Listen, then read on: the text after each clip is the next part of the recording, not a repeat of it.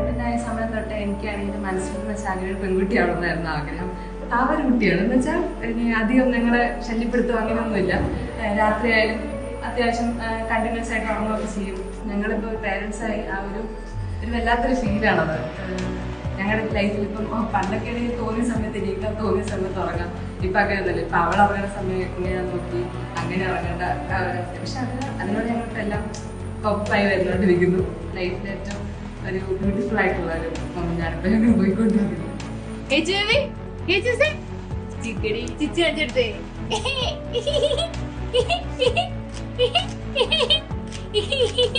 ഈസിലിനെ കുറിച്ച് പറയുകയാണെങ്കിൽ ആളുടെ വരവോടുകൂടി വീട് ഭയങ്കരമായിട്ട് മാറി.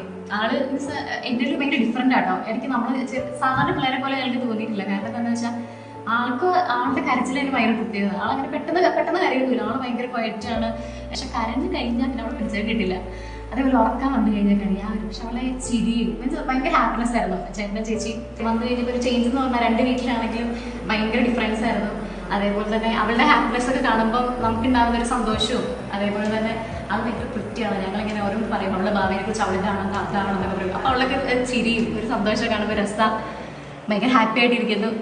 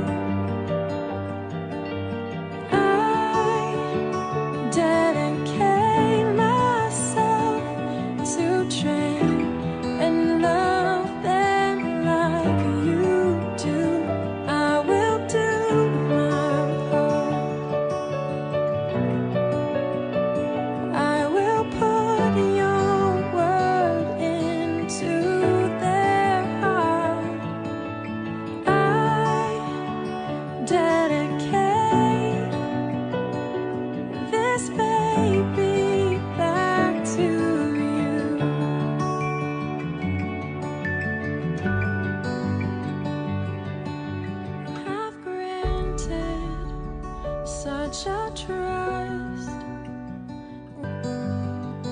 with your power, by your love, my all I commit